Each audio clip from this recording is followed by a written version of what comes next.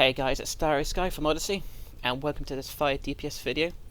Now, the aim of this video is I'm going to be taking you through the PowerPoints, the reason why, the loadout, and so forth of the fire DPS melee loadout I've come up with.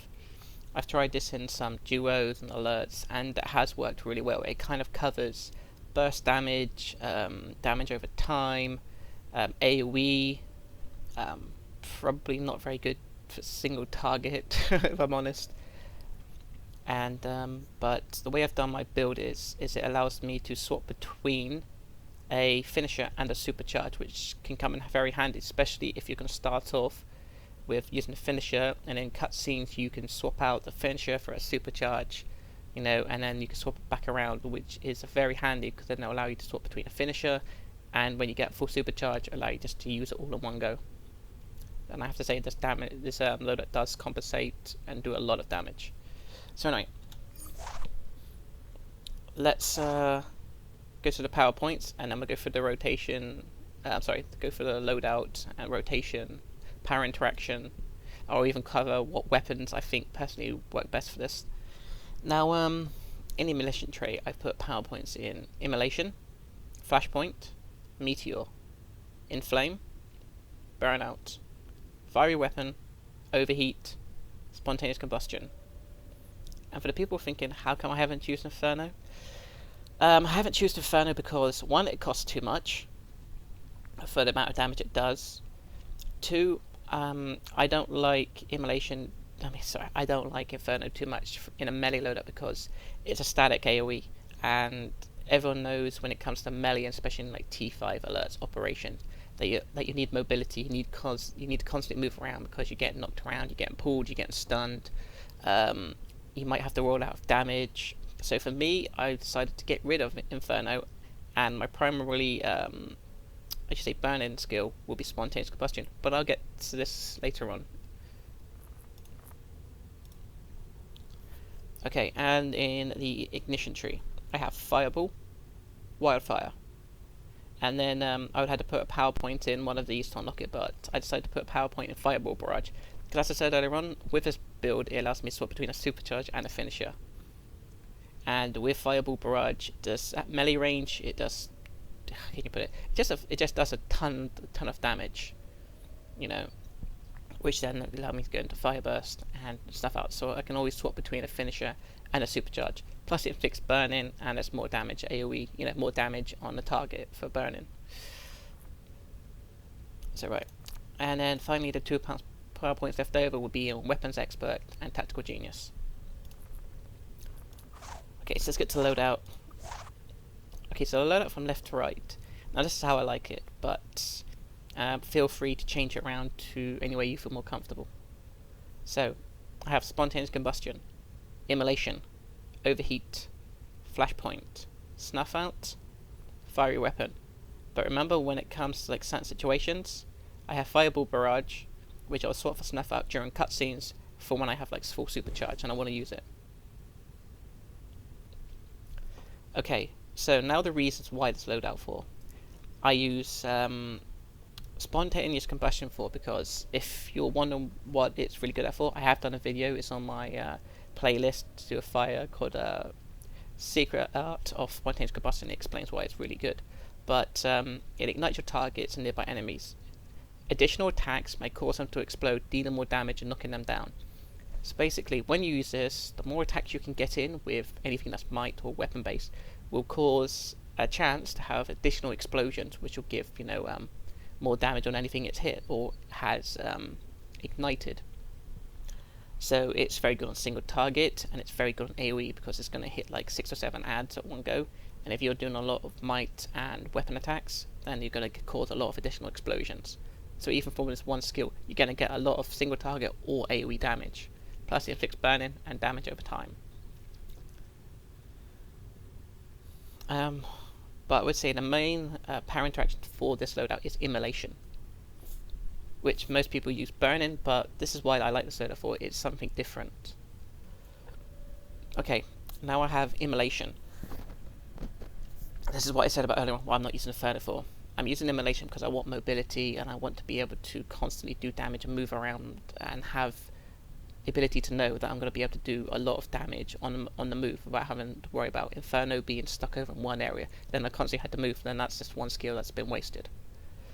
So with Inferno, I will use this to clip after my weapon attacks. So for me, the best weapon for this whole loadout is one-handed, the triple tap, because that will give us the most chance for the additional explosions to happen. Then we clip it. So it'd go like triple tap with the one-handed, clip it with spontaneous combustion straight into fiery weapon, another triple tap, and then immolation, clipping it, because immolation, it splits decently on multiple ads, but on single target, immolation has hits just over 1.3k for me crits, which is really good for that kind of skill.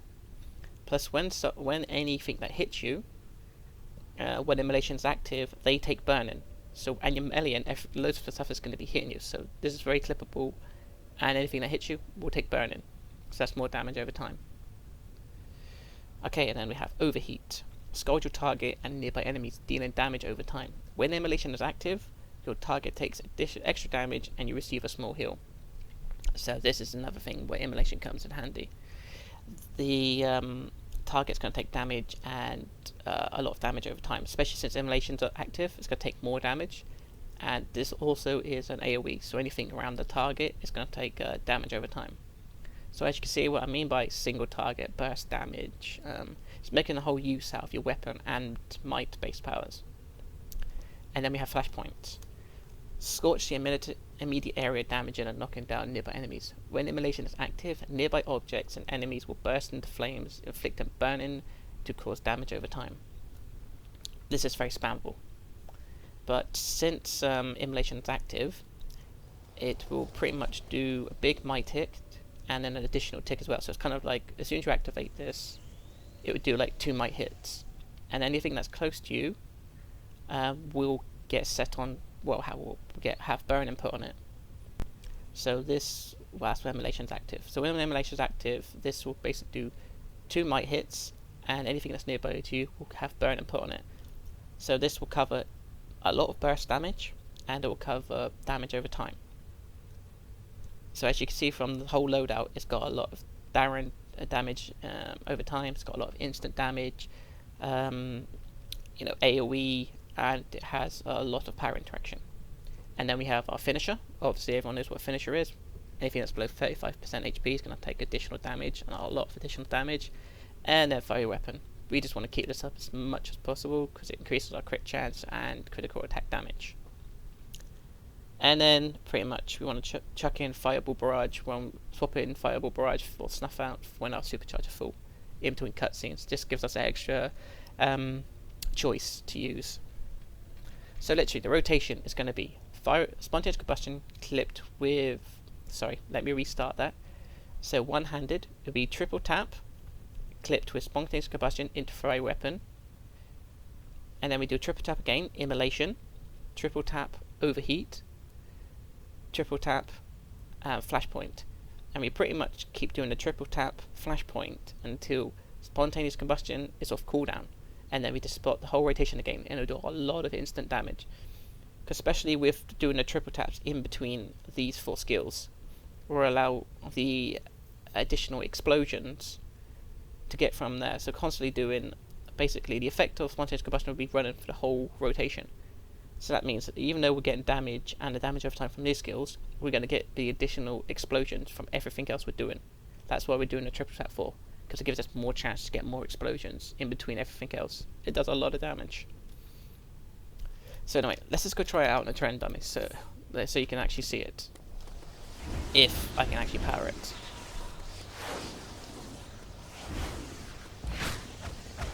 Or if I can find a train dummy without anyone around. Oops. I was doing some solo content earlier on. Alright, so one-handed. Chocoto style. Awesome. Cool. Supply drop ready. Shoot this way.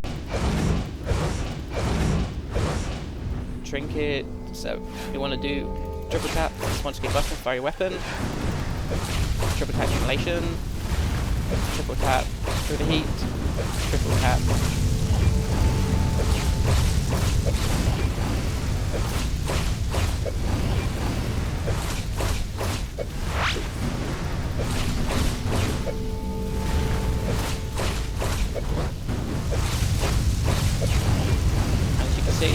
lot of damage coming off of it. A lot of burst damage, a lot of instant damage over time. And it's not really that power hungry.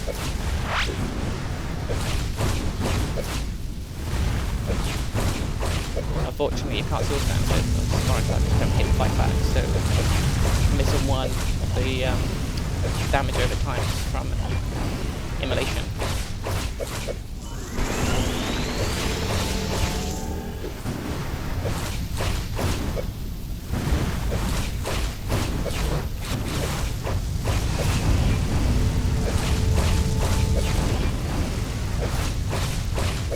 So as you can see by the whole rotation, it's simple.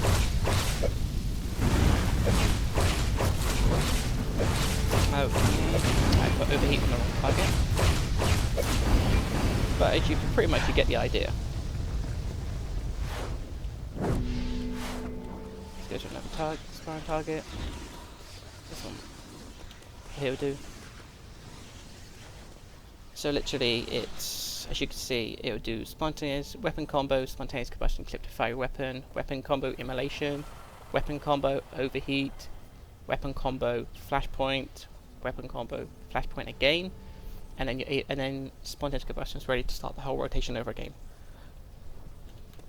And then you've got snuff out and the supercharge to swap between whenever you're ready to use it. So as you can see, it's not a power hungry loadout, but it does do a lot of damage. Try it out for yourself, you'll see wonders with it. If you don't want to use a triple tap, you can use a spin chop. But when it comes to like solo content and you're thinking, Christ, how am I going to power it? To slow down the combo, slow down the rotation, use something like two-handed, dual wield. You know, they're slow weapons, so it'll slow this rotation down and make it more power efficient for like solo content or even duos. Trying to think if there's any other weapons that might be good with it. Staff as well, that'd be good. So yeah, it's pretty much, well, so yeah, they're probably the three main weapons. One-handed is the ideal weapon, personally. You can use two-handed, dual wield, staff if you want to slow down the rotation. For like solo duos, maybe even alerts. But for raids, one-handed should be your primary weapon for this. So anyway guys, let me know what you think. I hope you enjoyed this video. If there's anything that you think could be improved, please let me know. I'm always open to suggestions. But thank you for watching this, and until next time, I'll see you then. Beware my power. Green Lantern's light!